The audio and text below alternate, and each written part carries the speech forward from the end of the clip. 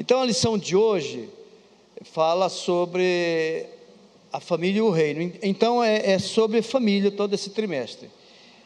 A família da aliança.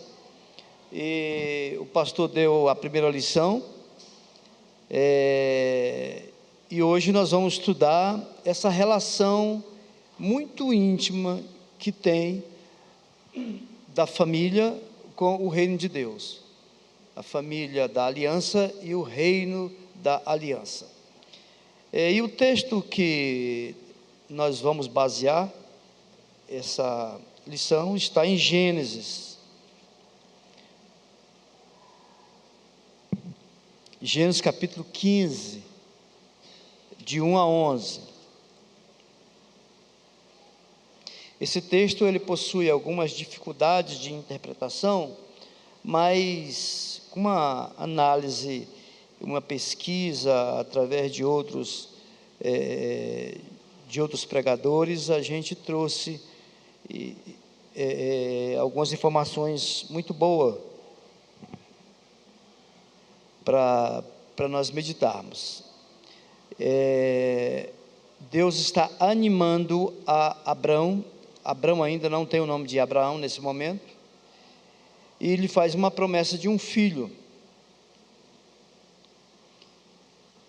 Depois destes acontecimentos, veio a palavra do Senhor a Abrão,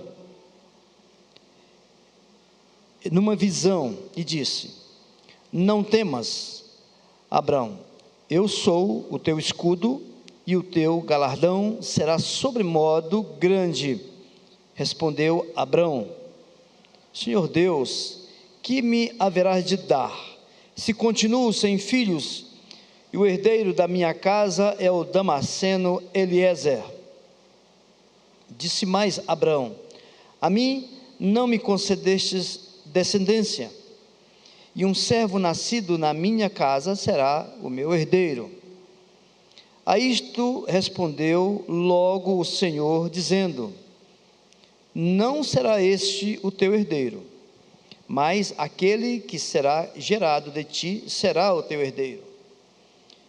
Então conduziu-o até fora e disse: olha para os céus e conta as estrelas, se é que podes. E lhe disse: será assim a tua posteridade. Ele creu no Senhor, e isso lhe foi imputado para a justiça.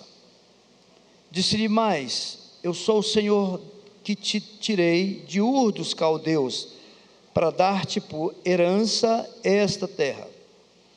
Perguntou-lhe Abrão: Senhor Deus, como saberei que hei de possuí-la?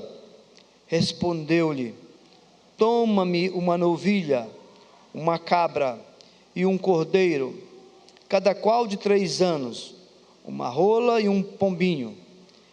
Ele, tomando todos estes animais, partiu-os pelo meio e lhes pôs em ordem as metades, umas defronte das outras, e não partiu as aves.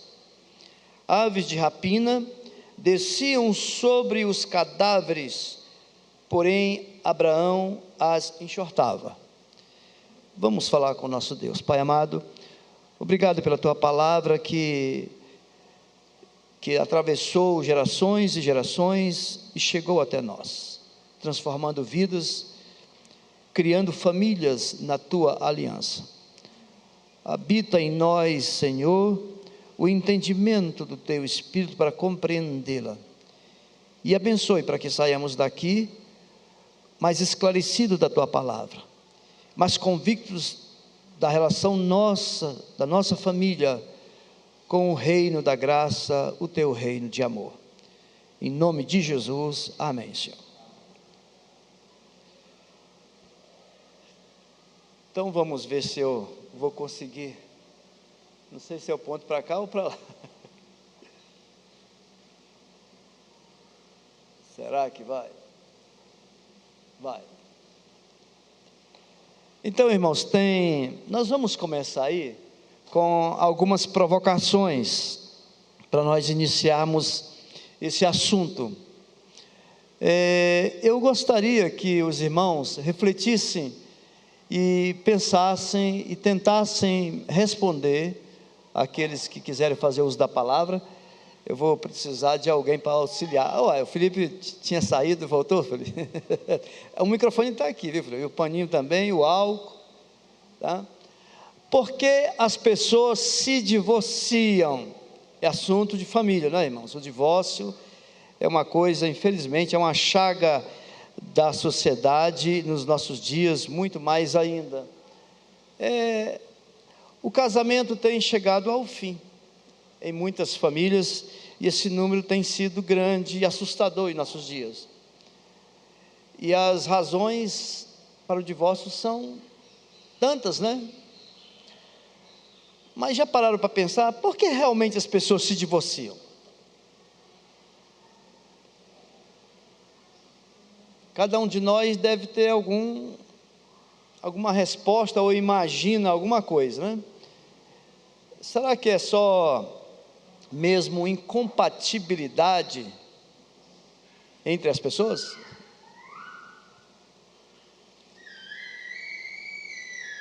Eu vou provocar a Graça para a gente iniciar esse debate. Leva para ela ali, Felipe. Ela não pediu a palavra não, mas eu estou dando a palavra para ela. Eu gosto de ouvi-la, então eu queria que a Graça quebrasse esse gelo. Tarefa dada, tarefa cumprida, né? Eu acho que mais pelos motivos que a rotina do mundo proporciona. Na realidade, os casais, eles são os mesmos, só que eles começam a se enxergar diferente mediante a rotina que a vida, né, as exigências que a vida, mediante as coisas do mundo, a convivência com as coisas do mundo, a rotina das coisas influenciam na vida do casal. E aí, quando eles não sabem administrar isso, quando não sabem pensar assim, opa, nós dois, sou eu, Graça, você é o Varley. Tudo que está envolvendo, tudo que envolve a nossa vida tem que ser administrado, nós dois somos os mesmos. Eu acho que o que leva as pessoas a se divorciarem é isso, elas se deixam influenciar pelos tantos de problemas, pelo tanto de rotinas e problemas que vão surgindo no decorrer dessa vida do casal, que vai pesando, que vai pesando, que vai pesando, cada vez vai pesando mais, né? Porque a gente começa casal, depois já vira trio, depois se vem mais um filho já não é trio mais, e aí os pais envelhecem, aí já agrega o envelhecimento dos pais, e aí já agrega uma separação do irmão, um falecimento de um outro ente, e aí vai só, e os problemas do trabalho, e a prestação da casa, e tudo vai só pesando, pesando, e se não souber administrar isso, a parte da relação do casal, aí eu acho que é isso aí que leva, muitas vezes, essa confusão é que leva à separação. Interessante com relação a esse comentário, é porque a Graça citou aí, o acúmulo de problemas que vão surgindo, né?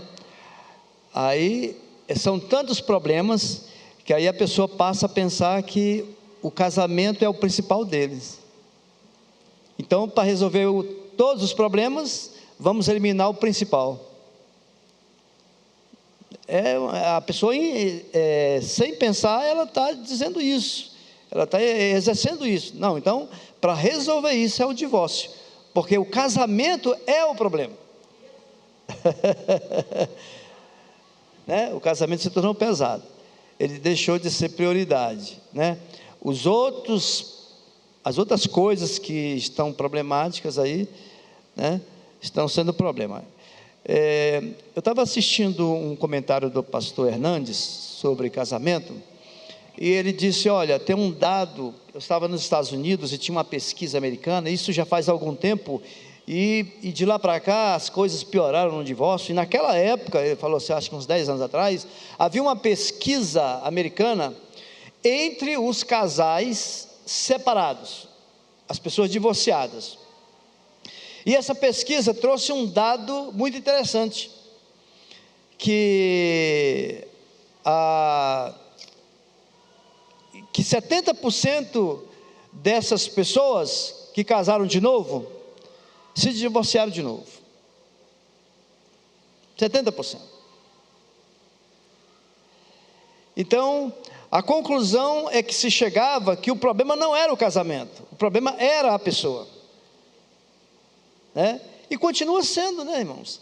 O problema não é a instituição, mas os agentes que estão nessas instituições, que precisam assimilar melhor a instituição que é o casamento, não é isso? Em tudo isso, a igreja não tem seus problemas, mas não é por isso que nós vamos acabar com a igreja, né? Mas resolver os problemas que estão nas pessoas que compõem a igreja. Se a gente fosse toda vez eliminar uma coisa que dá problema, não existia ninguém no mundo, porque todos nós somos problemáticos, né? A verdade é essa. A outra pergunta provocativa é: por que as pessoas cometem adultério no casamento? Uma outra pessoa aí para nos ajudar nessa provocação. Será por que as pessoas cometem o adultério no casamento? O que faz levar uma pessoa a adulterar? A trair o seu cônjuge, seja homem, seja mulher? Parece que eu vou ter que entregar essa missão a outra pessoa, né? Genival, o que você pensa a respeito? O que pode levar uma pessoa ao adultério? O que pode estar levando? É difícil essa pergunta, essa resposta, né? Não é fácil, não. A falta de conhecimento, né? Quem quiser ajudar aí o Aderval pode se manifestar. Daquilo que Deus, a vontade de Deus para o casamento, e a falta daquilo que a gente sabe sobre a vontade de Deus leva a isso.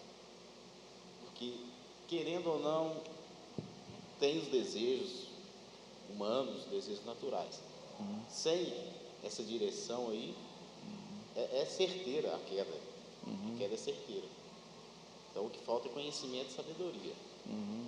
Porque firmar um casamento sem Deus não tem base nenhuma, né? Então está entrando aí firmeza e o pecado, né? Que você falou aí que as tentações, elas vêm para se aproveitar das nossas fraquezas, que é o pecado. No caso seria o desejo humano sobrepondo a vontade de Deus. Você colocar o seu desejo em primeiro lugar, aí cai mesmo. Agora, se tiver um conceito de casamento bíblico, não tem problema. Falta um conceito, porque o casamento ia, vamos colocar assim, a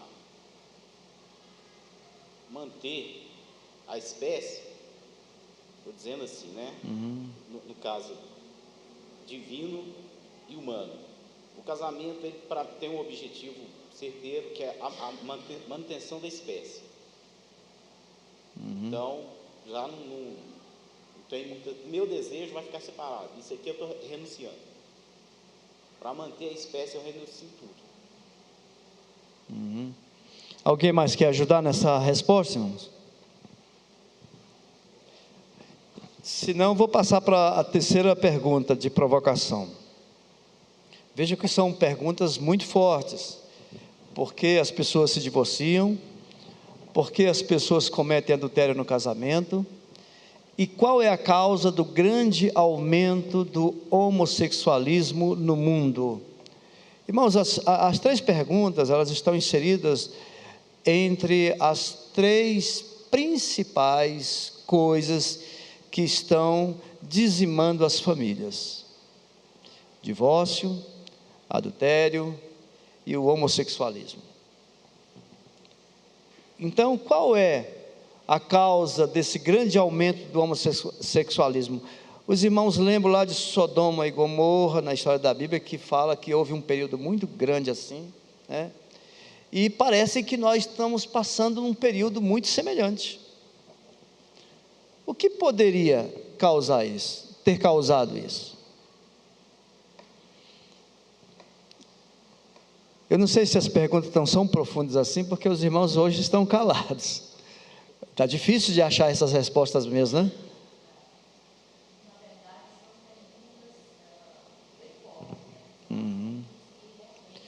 Passa para Fátima e para o pessoal em casa ouvir. Pode falar, cara. Na verdade, são assuntos muito polêmicos, né? São perguntas muito fortes e eu diria que você pegou muita gente de surpresa hoje. Eu recebi o que você mandou e eu li, tudinho. Até coloquei algo aqui. Mas eu creio, eu acho que é falta de temor a Deus, falta de temor a Deus mesmo, falta de conhecimento do Senhor. E que aqui a última ali que você citou é pecado, é o pecado. O pecado entra e sai alastrando e derrubando e destruindo tudo. Aí a família acaba se tornando uma família disfuncional. Então eu vejo assim, né, meu irmão, que é falta de temor a Deus, acima de qualquer coisa. Irmãos, vocês percebam que essas 3 perguntas, elas realmente provocam a gente. Eu vou deixar o Aguinaldo falar. Pode falar, Aguinaldo. Eu acho que eles estão até ligadas, como a Fátima estava falando, né? E eu vejo essa mudança de, né, Deus ser o centro do mundo, e vemos o egocentrismo. O meu eu é o mais importante. Então essa nova, né, ordem mundial, questão de forma que eu pego, que o que importa é a minha felicidade, eu não pego e não devo satisfação a ninguém, e importante é o agora, o momento. E aí perde-se o temor, porque o que acontece? Agora há poucos, né, vimos a situação, e todas as situações que vimos, sempre quando morre alguém, principalmente famoso, seja independente da coisa, foi para o céu, foi para o céu. Não se fala mais em inferno, não se existe temor do preço do pecado. Qual é o preço do pecado? A morte. E aí, quando você pega, isso é a maior estratégia satânica que eu vejo. O inferno não existe. Não vê ninguém falar que alguém foi para o inferno. Ninguém. E aí, o que acontece? Sabemos, né, dos escolhidos, temos aqui as nossas orientações, mas eu vejo que um dos princípios é a falta do temor e o egocentrismo, o meu eu, o que importa. Por quê?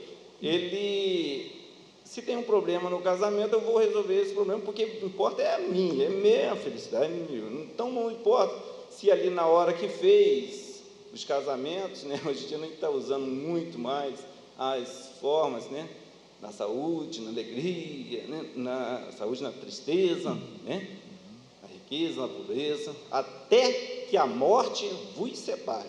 Então tem ali, mas aquilo assim, o principal é a festa. Não é o depois do casamento, não é a construção de família. E aí vemos o segundo ponto, né? No caso, o momento, a ocasião, a oportunidade. O cônjuge que casou não vai ter aquele corpinho para sempre, né? E aí vem a oportunidade, um momento ali. E aí, essa primeira, que é muito forte, é muito dolorosa, eu vejo que os pais, assim, a família toda, ela sofre um ponto, mas está sendo enfiada a goela abaixo, que importa é a felicidade da pessoa. E eles falam, né, no caso, temos essa forma de lidar aí, que a pessoa acha que ali, como eles falam dela, saiu do armário, virou feliz, ficou feliz. O que importa é a felicidade. E como se não houvesse mais tristeza depois que se revela, depois da situação, depois que... E às vezes é uma experimentação que tem tendo muito de temporal, porque o que importa é o momento. Tá? Muito bem. De fato tem tudo isso. Agora, irmão, se a gente for pensar, tudo isso vai em cima de comportamento. Como que as pessoas estão se comportando diante desse tema dos quais elas vivem. Isso é um tema distante, é um tema presente que todos nós participamos dele. Silêncio, você ia falar? Não, às vezes eu penso assim, não acho que aumentou. Hoje se fala mais, não é que aumentou, sempre teve. Então, quando a gente vê aqui na Bíblia, né, em Romanos capítulo 1, fala assim, portanto, tendo conhecido a Deus, não glorificaram como Deus, nem lhe deram graças. Antes, em seus discursos, de desvanecer o seu coração, insensato os obscureceu. Né? E depois fala que os sábios se dizem loucos. Então, isso aqui foi escrito pelo apóstolo Paulo, lá naquela época, né? E ele escreveu isso porque tinha lá, né? Se você ler o capítulo todo e o capítulo 1, tudo, ele vai falar sobre isso. Então, sempre teve pecado da prostituição, do adultério, da homossexualidade, sempre teve esse pecado. Só que não se falava tanto igual fala hoje. Então, eu não acho que aumentou, eu acho que hoje abriu espaço, né? Hoje, a questão do tudo pode, né? Então, como as pessoas abandonaram, né? Não querem mais ouvir falar de Deus, então é claro que quanto menos Deus, maior o pecado, né? Então, maior vai ser esse desejo de fazer. Eu posso fazer, Deus, como o Aguinaldo falou, não existe mais inferno, não tem mais condenação para isso, eu posso fazer, né? Então, eu não acho que aumentou, eu acho que a abertura é que aumentou. Mas quando a gente, porque o ímpio ele vive no pecado sempre, né? Mas quando a gente pensa em igreja, na igreja também acabou que assim, como tudo vai vão se tornando normal, então dentro da igreja também pode ser normal. Então a questão, eu digo assim, em questão de aumento, a gente não pode dizer que a igreja de hoje é a mesma da antiga, né? Não, então houve a influência do mundo. A influência do né? mundo mesmo. Então a questão do coração duro. Quando Jesus aprovou o divórcio, né? Ele fala por quê? Por causa da dureza do coração do homem. Não que ele seja aprovado, né? Não que você pode divorciar, mas a dureza do coração fez com que fosse permitido aquilo ali, né? Mas então não é a dureza mesmo do nosso coração, de querer aceitar, de falar para Deus, não Deus falar para nós o que é certo, que é nós que vamos falar para Deus o que está certo e o que está errado.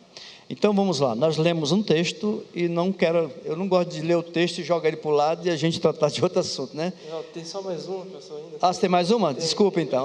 Ninguém queria falar, agora que bom, né? Na verdade, a irmã já falou boa parte do que eu queria dizer. Eu concordo que todas as argumentações dos irmãos aqui são corretas, são respostas válidas assim, para essas perguntas, mas quanto mais a gente falar, argumentar, expor aqui o que a gente acha, pensa e entende sobre isso, mais a gente está se aproximando do que já foi dito lá em Romanos 1. Esse capítulo responde não só essa pergunta, mas essas três é a exata resposta do porquê as pessoas se divorciam, porquê adulteram, porque o homossexualismo tem aparecido mais, foi muito bem colocado aí, sempre existiu, mas hoje ele aparece mais, porque a mídia está presente por todo lado. Mas, assim, quanto mais a gente falar, mais a gente vai chegar perto do texto de Romanos 1.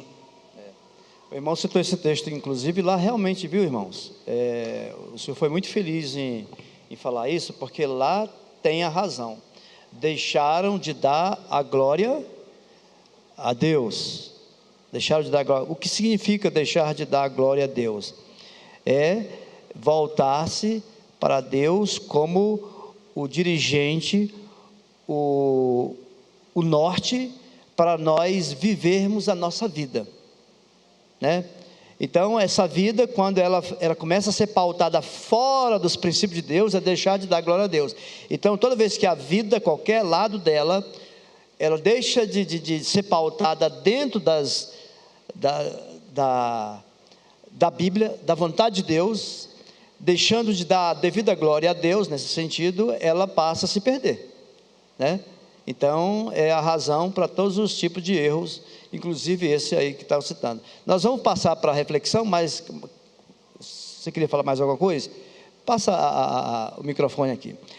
Aí nós vamos ver se corre, que nós temos muito material aí, viu, irmãos? Muito material bom nessa lição. A graça.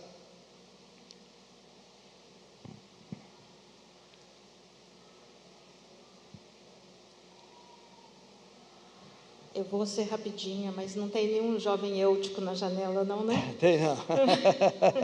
Então, é o seguinte, me chama a atenção ali a fala do irmão, né? Tá, a resposta está lá em Romanos 1.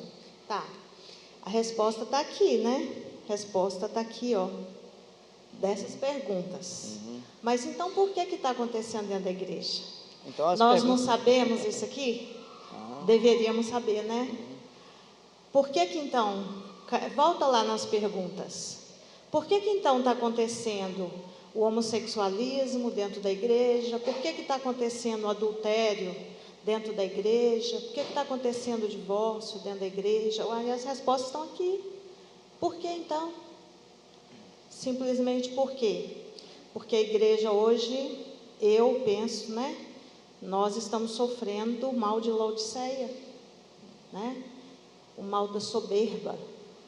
O mal do eu mesmo pelo meu braço, eu sei tanto, eu sei tudo isso aqui, ó, mas eu não ponho em prática, eu não obedeço, eu esqueço, sofro de amnésia, né? E aí eu não obedeço aqui hoje, eu não obedeço amanhã, eu passo por cima hoje, eu passo por cima amanhã, e eu sou da igreja. E aí as tentações... E aí eu não consigo vencer as tentações, porque a carne é fraca, né? Orar e vigiar. E aí eu oro e vigio, mas aí não oro e vigio como eu deveria. Mas mesmo assim sou soberba, mesmo assim, né, vivo na desobediência. E mesmo assim eu me acho o máximo, né? Não sou morno, como é que eu sou? Morna, né? Eu não sou fria nem quente, sou morna. E porque eu sou morna, vomitar-te-ei. Então eu acho que é isso, sabe? O que está faltando para a igreja hoje realmente é ser quente, né? O que falta para nós hoje é realmente saber e praticar a palavra. É realmente a gente ser obediente. É realmente a gente ser obediente mesmo à palavra. Ensina-me, Senhor, a praticar a Tua palavra. Nós deveríamos orar isso a todo tempo, vigiar a todo tempo. Ensina-me, Senhor, a caminhar segundo a Tua vontade. Ensina-me, Senhor, a fazer segundo os Seus princípios. Ensina-me, Senhor, a enxergar só o que o Senhor quer que eu enxergo. Ensina-me, Senhor, a trabalhar do jeito que o Senhor quer que eu trabalhe. Senhor, ensina-me a falar para esses alunos só o que o Senhor quer que eu fale. A gente deveria praticar isso, sabe? Porque o que a gente está, o quê? Eu sei isso aqui tudo, então eu sou o cara.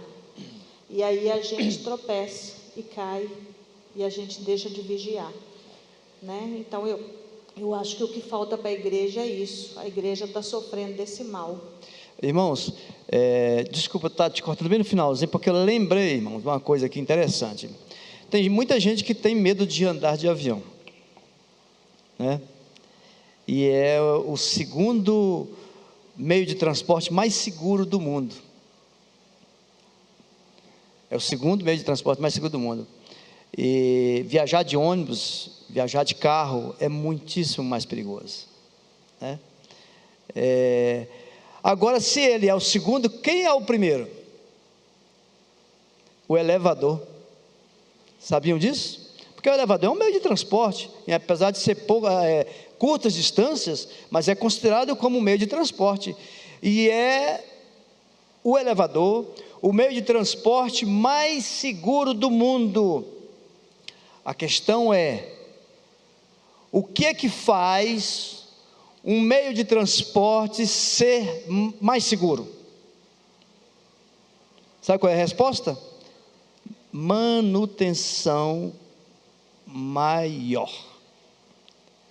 Por que o avião é mais seguro do que o carro? Porque a manutenção, os cuidados com o avião é muitíssimo e muito técnico do que nós damos aos nossos carros. Quantos de nós já viajamos aí sem dar uma geral no carro? Você compraria uma passagem de um avião que já tem 10 anos que não dá manutenção? Não precisa nem 10, 1 ano, ou 6 meses, você nem queria entrar nesse avião, e avião dá-se manutenção todo mês, periodicamente, né? Sem falar daqueles, quando chega no aeroporto, a equipe já dá uma olhada como é que está, se teve algum probleminha, alguma luz piscou, esse avião já fica em terra, e só depois que resolver isso, né? E nós, quando estamos no carro, acendeu uma luz, não, ela vai apagar. Uma hora ela apaga e eu chego no meu destino, né? E o elevador é a mesma coisa, recebe mais manutenção do que o avião, por isso que ele é mais seguro. Meus irmãos, a nossa vida também é assim.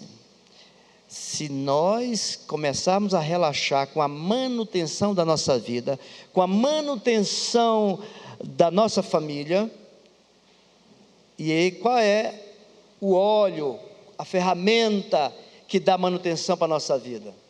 A palavra de Deus. Então, quando não se dá manutenção, significa relaxamento. Quando a igreja relaxa, o mundo entra na igreja. Quando nós relaxamos, o mundo entra na nossa família também e na nossa vida. Falta de manutenção espiritual. É isso. É ou não é? Então nós lemos um texto muito interessante, porque é o início que Deus dá da sua aliança de uma forma mais clara e com o patriarca Abraão. Tirou lá do Ur dos Caldeus, levou para a terra de Canaã e ali fez esse pacto com ele, e esse registro aqui resiste exatamente esse momento em que Deus chega no momento na vida de Abraão. Abraão já estava idoso, né? E ele dá, olha o contexto disso aqui, o primeiro versículo diz assim: depois destes acontecimentos. O texto vermelho ficou ruim, né? A gente vai aprendendo a trabalhar com a TV, mas está no versículo primeiro aí, mantenha o texto aberto. Depois, o texto inicia assim: depois destes acontecimentos, irmãos, Abraão tinha acabado de só ele e os homens de guerra que ele tinha, que ele possuía, foram suficientes para vencer 5 reis que haviam devastado 4 outros reinados e levado cativo tudo os despojos, inclusive Ló, o sobrinho. Foi por causa de Ló que ele e Abraão entrou nessa guerra e recuperou. Olha só, então o que significa isso? Depois desses acontecimentos, significa que houve um momento na vida de Abraão que ele estava o quê? Grande. Ele tinha um sucesso patrimonial fantástico, invejável para vários reis da região, inclusive, ou tanto que Deus tinha abençoado esse homem. É importante esse detalhe. Depois desses acontecimentos, ou seja, em que momento Deus se revela a Abraão e faz com ele uma aliança? Porque, irmãos, no versículo 2 e 3, havia uma coisa que, apesar de todo o sucesso, mas havia uma coisa que estava incomodando Abraão. Uma coisa estava lhe faltando. Por isso que a palavra de Deus faz: Abraão, não temas. É a primeira coisa que Deus fala. Tipo assim, as pessoas olhavam para Abraão: aquele camarada é feliz, aquele camarada, Deus deu tudo para ele, ele cresceu, tudo que ele põe a mão dá certo, né? Mas Abraão carregava dentro de si um incômodo. É por isso que a palavra de Deus inicialmente é: não temas. Olha o versículo 2 e 3, 15, 2 e 3, o finalzinho do 1 diz: não temas, Abraão, eu sou o teu escudo e o teu galardão será sobremodo. Mas o que estava no coração de Abraão? O que estava incomodando? É o que está no versículo 2 e 3.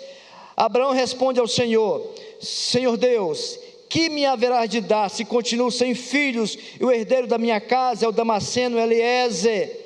E continua ele dizendo: a mim não me concedeste descendência. Que adianta o homem ser rico e depois que morrer não ter para quem deixar essa riqueza? Era isso que incomodava Abraão. E ele já estava numa certa idade, né?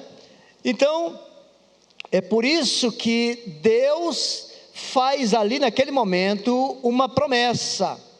Sabe quando a gente quer dar um presente para o nosso filho que há muito tempo ele estava esperando, tal, e ele começa a reclamar e você está com um presente nas costas, e aí, o que está te incomodando? O que está te... mas eu não tenho uma bicicleta para ir para a escola, ou não tenho isso, aquilo outro, e você já resolveu o problema. Deus está assim com Abraão. O que está te incomodando, Abraão? Aí depois Deus revela o presente, a promessa. Então, no versículo 4 e 5, nós vemos como é que Deus responde a Abraão. A isto respondeu logo o Senhor, dizendo: não será esse o teu herdeiro, mas aquele que será gerado de ti. Olha como Deus é muito didático, né? Então, a gente percebe Deus falando isso: olha, isso não é mais problema para você, né? Isso não é. Esse camarada Damasceno aí não vai ser o teu herdeiro, como as leis da região certamente diziam, né? Que não havendo herdeiro, o mais velho dos servos assume.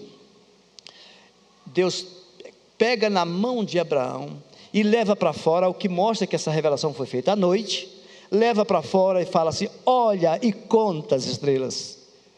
O que Deus está falando aí? Se podes, né? Não pode contar, né? Abraão olhava, muitas outras pessoas tinham famílias e grandes famílias, e Deus está dizendo assim: você terá a maior família do mundo. Então, a promessa da maior família do mundo é dada por Deus a um homem estéril com a sua mulher.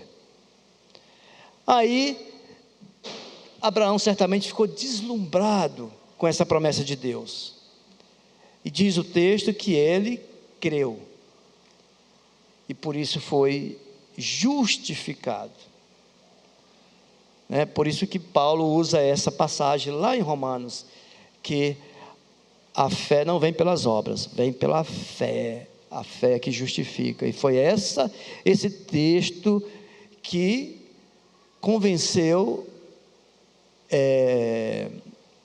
o nosso mais conhecido reformador, Martinho Lutero, que ele vivia fazendo sacrifício para poder alcançar a misericórdia de Deus. Ele disse que isso não era suficiente. Quando ele se deparou com esse texto: o justo viverá pela fé, ou seja, será justificado o homem pela sua fé. Pois bem, e está tudo isso nesse texto. Olha como esse texto é importante. Ele tem muito a ver com a família. Deus está resolvendo, Deus está querendo fazer uma promessa, é um pacto do seu reino, mas esse pacto ele envolve a família. Então, primeiro Deus está resolvendo a questão familiar, que Deus está dizendo: a família sua é uma família de pacto, eu estou prometendo, e haverá todo um benefício a essa família. Esse é o pacto que eu estou fazendo.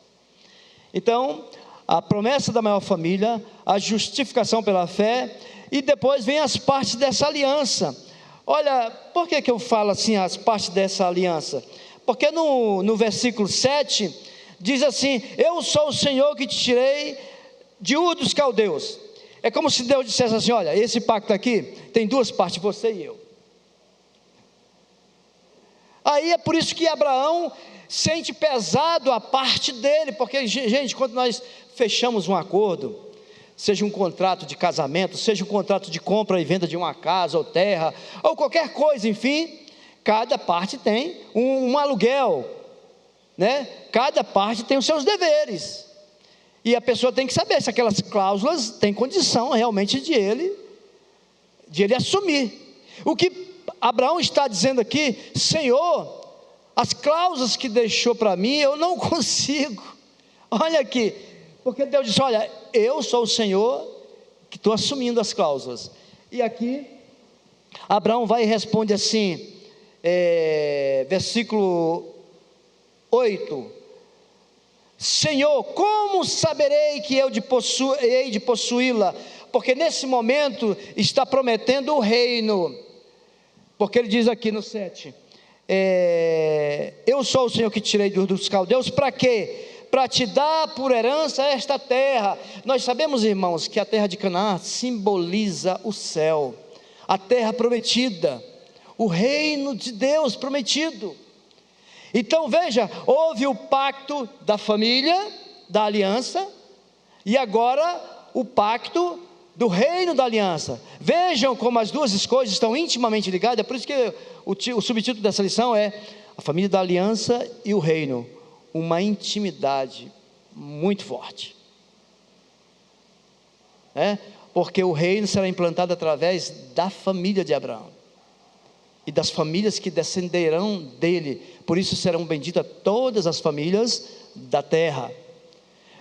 Portanto, irmãos, as partes da aliança, no versículo 8, mostra a incapacidade humana do pacto da aliança. Sabe o que é que Deus responde a essa palavra de Abraão, essa preocupação? Porque surge agora uma nova preocupação. Aquela primeira preocupação, que era da família, foi resolvida. Abraão creu que Deus ia lhe dar uma família, e grande, estava resolvido. Mas agora, com a aliança do novo reino, no reino da aliança, surgiu um problema, porque era um pacto. Abraão estava entendendo isso, que era um acordo. Eu e você temos um pacto, eu vou te dar um reino, e da minha parte vou cumprir, e você tem também a sua parte. Então surge, já que Abraão estava entendendo que era um acordo, que nesse acordo tinha duas partes, ele e Deus, surge então um novo problema na cabeça de Abraão, e ele pergunta: Senhor Deus, como saberei que hei de possuí-la? Essa pergunta é como se Abraão dissesse: Senhor, será que vou dar conta de fazer a minha parte para que eu venha realmente entrar no reino de Deus, na terra prometida? Aí qual é a resposta de Deus nesse momento? Aí como que Deus resolve esse problema na cabeça de Abraão? Respondeu-lhe: toma-me uma novilha, uma cabra e um cordeiro, cada qual de 3 anos, uma rola e um pombinho. Ele, tomando todos esses animais, partiu-os pelo meio e lhe pôs em ordem as metades, umas defronte das outras, e não partiu as aves. Meus irmãos, é um texto interessante, porque o que significa isso? Que ritual é esse? Abraão tomou, isso certamente já estava de dia, acabou aquele início da visão de noite, já de dia, Abraão vai lá e faz o que Deus fez, pegou esses animais, cortou, dividiu e pôs lá. É de dia porque aqui diz que aves de rapina desciam sobre os cadáveres, porém Abraão as enxortava. E depois, lá na frente, ao pôr do sol, quer dizer, já estava de dia e daqui a pouco o sol está se pondo de novo. Olha que a visão começa numa noite e ela conclui na noite seguinte. Então olha esse ritual, o que Abraão está fazendo? É a ordem de Deus, ele está seguindo direitinho o que Deus fez. Deus faz: olha, faz isso, porque isso vai ser um símbolo de como eu vou garantir que você e a sua descendência entrem na terra prometida, entre no reino de Deus. Irmãos, notem que os animais escolhidos por Deus, matado e dividido por Abraão, são os mesmos utilizados nos símbolos judaicos lá no deserto. E o que é que os animais, quando eram mortos, simbolizavam lá? O que é que o cordeiro simbolizava? Nós sabemos muito bem, essa pergunta é até retórica, Cristo, o nosso cordeiro pascual. É ou não é? Irmãos, notem que Deus está falando assim: olha, Abraão, não te preocupa com isso, você vai se esforçar, mas eu sei que você não vai conseguir, porque você é humano, e vai ter muitas investidas do inimigo para isso, mas esse contrato, essa aliança tem uma garantia unilateral, que é só eu. Por isso que eu estou te dando esses elementos, porque esses elementos vão simbolizar a garantia que isso vai acontecer. Deus está dizendo: eu mesmo pagarei o preço de quando você não conseguir. Toda vez que você pisar na bola, na sua parte, eu apego essa parte e tomo para mim e vou pagar essa parte. Então Deus está usando aqui a simbologia para dizer que Ele estava assumindo o prejuízo futuro que isso ia causar. A garantia do pacto estava realmente no próprio Deus, que ia morrer pelo pecado, pela falha humana, em fazer a sua parte para entrar no reino prometido. Percebam como o texto tem uma lógica? E o texto termina com uma outra lógica interessante.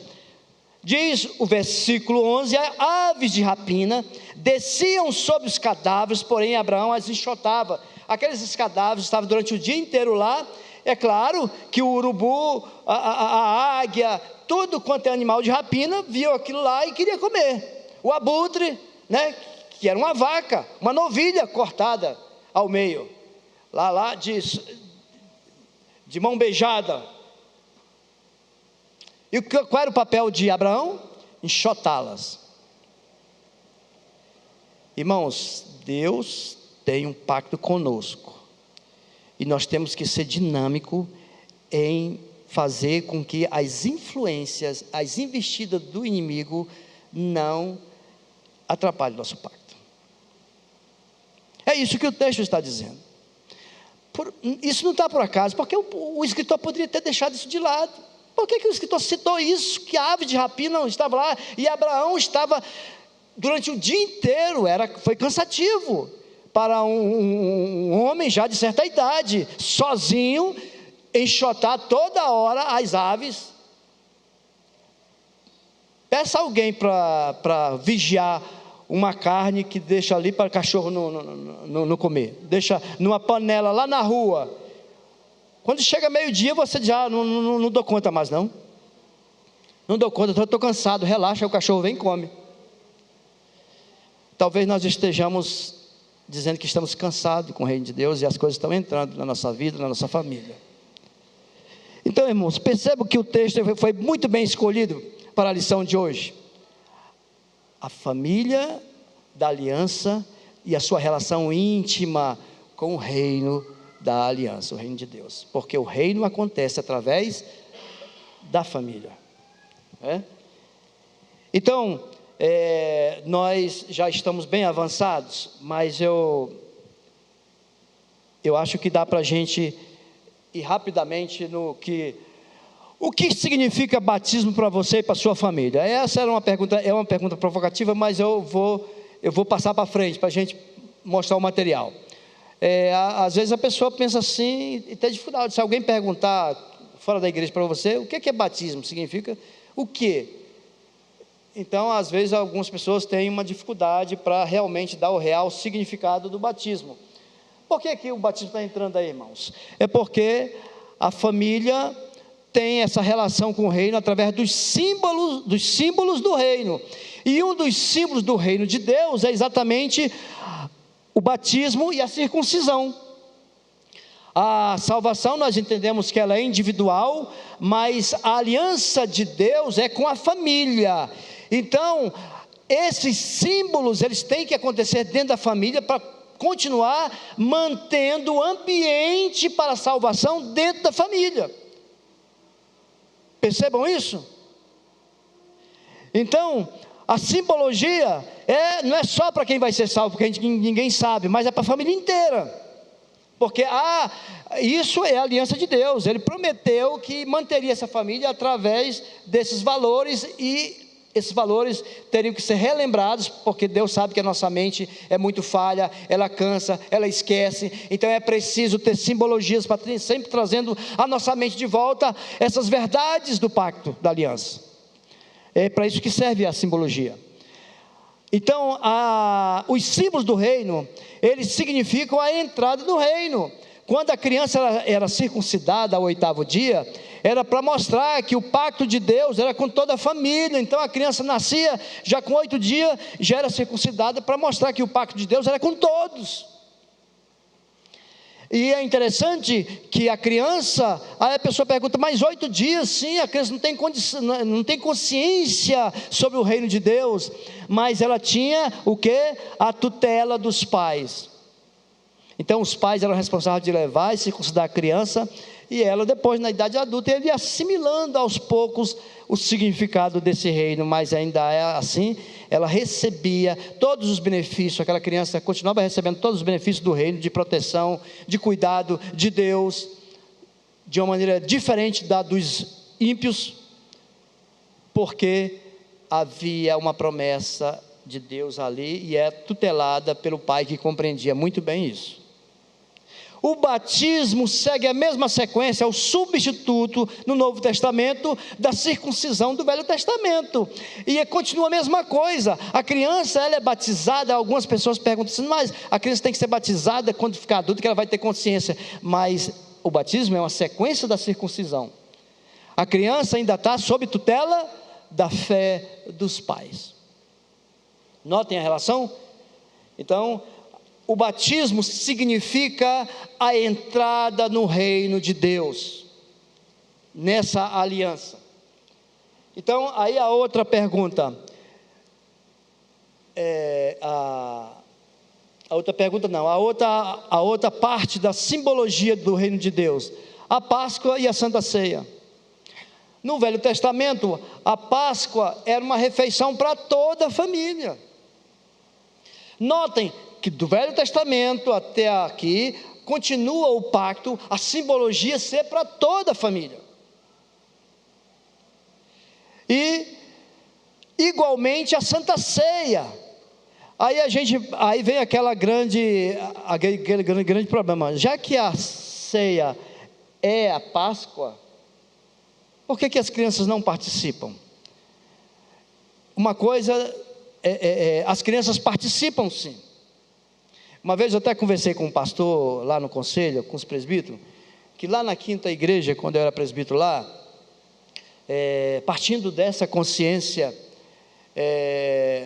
nós deliberamos lá assim, que no dia da ceia, as crianças permaneceriam no templo e durante toda a ceia. Só depois da ceia que elas se dividiriam para o culto infantil, porque elas têm que participar da ceia, é uma simbologia, embora elas não participem dos elementos, elas têm que participar porque é uma simbologia para a família da aliança, né? Então nós estamos pensando em fazer essa alteração também aqui nos nossos hábitos. Então, irmãos, a ceia, ela tem essa peculiaridade, porque aí foi o próprio Deus que deu essa peculiaridade, de que as pessoas que não têm consciência ainda do que significa o real significado do corpo e sangue de Jesus, não corram o risco de serem, o quê? Amaldiçoada por Deus, ter juízo sobre Deus, porque examine-se pois o homem a si mesmo, e assim coma o pão e beba do cálice, pois quem come e bebe sem discernir o corpo, come e bebe juízo para si. Uma criança não tem condição de discernir essas coisas ainda. Por isso que Deus disse, olha, a ceia, as crianças continuarão participando da ceia, só que agora só didaticamente. A ceia é a Páscoa, por isso que o cristão comemorar a Páscoa judaica não é uma festa cristã, é uma festa judaica, porque a nossa Páscoa cristã é a ceia, né? Pois bem, então essa é a simbologia da redenção. Meus irmãos, o que significa tudo isso? Nessa primeira parte, é que nós não podemos relaxar com as simbologias que Deus nos deu, para poder lubrificar a nossa família e a nossa vida, para continuar seguindo com segurança. E às vezes a gente deixa de trazer a igreja às nossas crianças, deixa de vir à igreja, mostrar para as crianças, deixa de participar da ceia. Tem algumas pessoas que deixam de batizar os seus filhos, né? Então, ela está deixando que as aves de rapina baixarem na sua vida e na vida da sua família. Tem que espantar, e para espantar a gente tem que estar lembrando, não, essa carne aqui é do Senhor, foi o Senhor que pediu para me dividir, eu tenho que cuidar disso. É assim que a gente cuida da nossa família, é assim que a gente lubrifica a nossa vida com a ordem de Deus, com a palavra de Deus. A família e as leis do reino. Em Adão nós temos a condição para permanecer no pacto, foi a obediência, né? Não coma dessa fruta do conhecimento do bem e do mal, porque no dia que você comer, você vai sair fora do reino. Foi esse o pacto da obediência, né? E Adão não fez a sua parte. Então, existem algumas condições, porque quando veio a lei mosaica, aí veio mais detalhes sobre essas condições do pacto. Como todo pacto, todo contrato, todo acordo tem as suas cláusulas. As condições aí são as cláusulas, as condições contratuais. Então, esses ensinamentos dessas condições, o acesso à comunhão com Deus, só se dá pelo perfeito cumprimento da lei. Olha só, que condição pesada, foi esse peso que inculcou e preocupou Abraão, porque a condição era pesada. Então, para entrar em comunhão com Deus, só se cumprir toda a lei. A alma que pecar, essa morrerá. E o que é pecar? É qualquer falta de, o que é pecado? É qualquer falta de conformidade com a vontade de Deus. Um pensamento errado já anulou tudo. Notem que foi dada a lei e foi dada a condição para o homem entrar no céu. Está aqui a lei, que é a lei do pacto, mas cumpre tudo. E diz lá mais a Bíblia, se cumprir tudo durante toda a tua vida, não errar nada, e lá no finalzinho, aos 80 anos, pisou na bola em um item, não valeu nada o que você cumpriu, porque o descumprimento de um manchou o resto. Porque quem ensinou a entrar no teu santuário? Só o que tem as mãos limpas e é puro de coração. Aí surge um grande problema nesse pacto. Se só entra no céu quem é puro, quem não comete nenhum pecado nesse mundo, quem cumpre tudo, aí é quando surge a incapacidade do homem. E Deus tinha esse propósito, de mostrar para o homem que ele era incapaz de cumprir. Então, já temos demonstrado, diz Paulo lá em Romanos, que todos, tanto judeus como gregos, estão debaixo do pecado, como está escrito, não há justo nem sequer um. Paulo está dizendo, olha, nem precisa falar nisso, está provado e comprovado, que tanto judeus como ímpios, como gregos, né, não tem nenhum justo, ou seja, não tem nenhum digno de entrar no céu, no reino de Deus. É por isso que Deus decidiu sofrer a punição, né, para nos garantir. É o texto que nós refletimos, irmãos. Deus pega aqueles animais e demonstra que nós temos que alimentar essa simbologia, a ceia, por que a ceia é um alimento? O pastor sempre fala, isso é um alimento para a nossa alma, é para fortificar a nossa alma. Então o que é que você deve pensar no momento da ceia?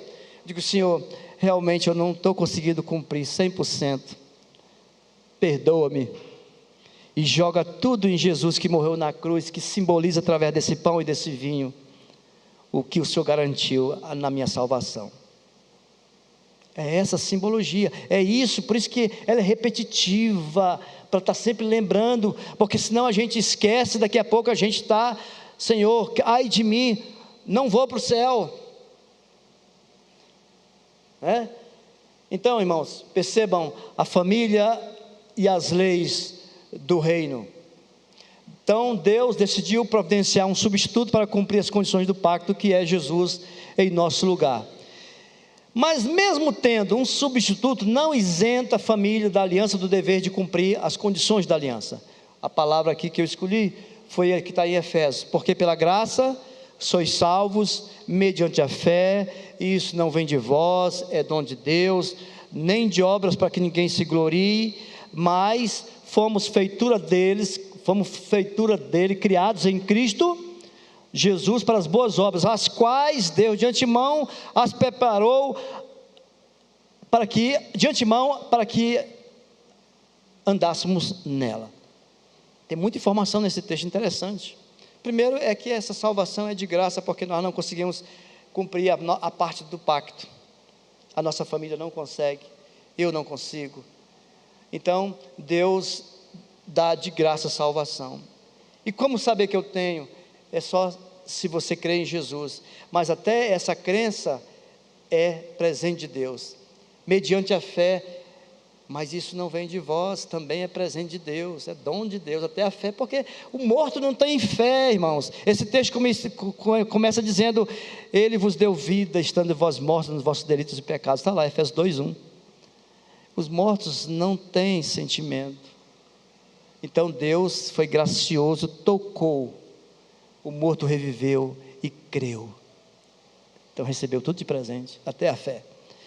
Mas se somos salvos de graça, então não preciso fazer nada. Precisamos, esse é o pacto, é um pacto de dois lados. Só que agora a consciência muda, a ordem. Por isso que a simbologia era necessária, para a gente não inverter essa ordem. Se a gente relaxar, daqui a pouco a gente acha que são as nossas boas ações, o nosso dízimo, a nossa vinda à igreja, a da esmola, a procurar ser um justo nessa sociedade, que vai me levar para o céu com tripa e tudo, como dizia minha mãe.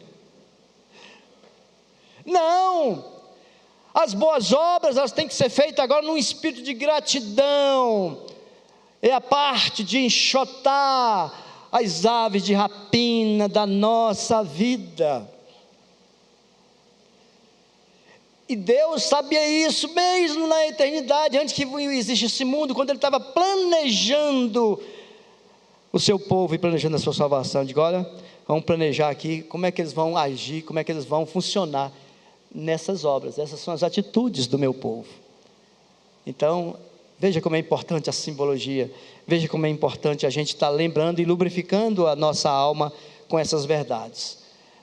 E finalmente, irmãos, a família é a entrada no reino. Somente esse slide para essa parte, para terminar. Então, a Bíblia é clara, então, ao revelar que a entrada no reino de Deus se dá tão somente pela graça de Deus. A cruz ali representa a porta de entrada no reino de Deus. A porta de entrada. É o Senhor Jesus abrindo os braços para abraçar o seu povo e ligando terra e céu com a sua cruz. Dificuldade de assimilar esse método existe, esse método de Deus. O método de Deus é de graça. Existem algumas pessoas que têm dificuldade, a sociedade tem dificuldade de assimilar isso. Se não for obra do Espírito Santo, não muda, irmãos. E isso, essa dificuldade, ela vem por duas razões principais. A primeira é o orgulho humano. O homem é orgulhoso. O homem é orgulhoso. Ele acha que se ele fizer uma coisa bem feita, ele merece receber uma recompensa. Então ele não aceita essa ideia de um Deus que dá de graça. É por isso que a pessoa fala assim: fulano pintou e bordou, agora depois de velho se converteu, disse que vai para o céu. Quando o cara fala isso, é porque ele acha que ele não pintou e bordou e ele vai para o céu. Né? Então a dificuldade é o orgulho do homem, a dificuldade de entender esse método de um Deus gracioso. Oi? Exatamente, falta a humildade, né? Porque nós temos que se humilhar debaixo da poderosa mão de Deus. E o segundo é a lei da retribuição, ou seja, a segunda causa da dificuldade do homem entender essa graça de Deus é a lei da retribuição, porque esse senso de justiça já é nato nosso, isso é dado por Deus. Deus, quando nos fez a sua imagem, Ele nos deu, entre os seus atributos, esse senso, o senso de justiça. Só que o senso de justiça humano não se aplica ao método de Deus para a nossa salvação, porque se aplicar, o que é que nós merecemos? O inferno, porque somos pecadores. Então esse senso faz com que nós achamos também, o homem que não entende isso, ele acha que isso não casa, o homem ser salvo de graça, ir para o céu de graça, porque ele já tem um senso dentro dele, de que as pessoas que cometem erro, têm que pagar pelo seu erro, e aquelas que cometem coisas boas, merecem uma retribuição, inclusive o céu. Mostra que, percebam que a dificuldade está pairando exatamente nisso aí, a dificuldade de homem. Então é só o Espírito Santo que vai realmente abrir a mente e quebrar o coração de pedra para que as pessoas entendam. Meus irmãos, para concluir, só relembrando, no texto básico, Deus, antes de firmar uma aliança com Abraão, primeiro ele resolve o problema da formação de sua família, né? A formação da sua família, mostrar que a aliança era com ele e com a sua família, a sua descendência, e cortei o texto ali, com sua família, a sua descendência seriam benditas, e por ela seriam benditas todas as famílias da terra. E ao ouvir a promessa de Deus, Abraão sente incapaz de ser o veículo dessa bênção, por ter uma mulher estéril, mas Deus garante que ia mudar isso, nessa promessa, e que ele faria esse milagre. Muitos de nós, como escrever aí, como está escrito aí no texto, se sente igual a Abraão. Porque, irmãos, quando Deus fez essa promessa com Abraão, Abraão logo pensou num problema: esterilidade. Depois a incapacidade de cumprir a parte dele no pacto. Duas preocupações, que é fácil de entender a preocupação de Abraão, porque eram duas coisas impossíveis: ser perfeito até o final da vida, cumprir a parte do pacto, e ter família, sendo a mulher estéril. Duas coisas impossíveis. Então eu creio que a mensagem real de Deus aqui, resumindo tudo, é que Deus está dizendo assim: olha, eu tenho um pacto com vocês, com o reino de Deus, através da família de vocês, e não se sintam estéreis, por mais que você veja, como é que diz assim? Por mais que você vejam assim, uma impossibilidade dessas coisas acontecerem, tipo assim, você olha, gente, mas a minha família está destruída, o meu filho tomou esse rumo, minha filha foi para esse lado, como que está minha família? É você e Deus dizendo: mas Senhor, eu não tenho condição de resolver isso. Deus, irmãos, está querendo pegar a sua mão e fala assim: olhe para o céu. E quando Deus diz assim, faça só a sua parte, não é a sua parte que vai te levar para o céu, mas só pega esses símbolos, exercite a sua fé na sua família, lubrifique a tua família com a minha palavra, com a minha vontade, com as coisas que eu deixei para nutrir até aquele dia que hei de retornar e te levar para o reino de Deus, você e a sua família. Vamos orar?